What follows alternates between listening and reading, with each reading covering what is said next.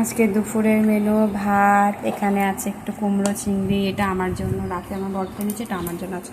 এখানে একটু সয়াবিন আছে, এটা ডাল বানিয়েছি আজকে, অল্প করে বানিয়েছি ওর জন্য। আর ওখানে একটু শাক ভাজা আছে, ওই খাচ্ছে। আজকের খালি বানিয়েছি এইটা কচুর লতি চিংড়ি মাছ দিয়ে। তো দেখে বলো কেমন লাগছে কচুর লতিটা। আমার তো বেশ ভালোই লাগছে, খেতে জানি না। তো কচুর লতিটা খেয়ে আমার বড়ই বলবে কেমন লাগছে না লাগছে। দেখতে তো খুব ভালো লাগছে। এটা 1 কেজি কচুর লতি বানিয়েছি, 500 চিংড়ি মাছ দিয়েছি। তো আমি সোয়াবিন দিয়ে খেয়ে নিচ্ছি আগে, তারপর লতি খাবো। আর এখানে আমার বর লতি নিয়ে নিচ্ছে, নিজেই খাচ্ছে।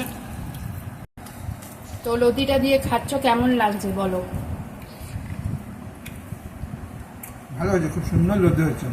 তো খুব সুন্দর হয়েছে, চিংড়ি মাছের ফ্লেভারটাও খুব সুন্দর লাগছে। চিংড়ি মাছের ফ্লেভারটাও ভালো লাগছে, খেতে ভালো লাগে। তোমাদের কারে কারে লতি খেতে ভালোবাসো অবশ্যই কমেন্ট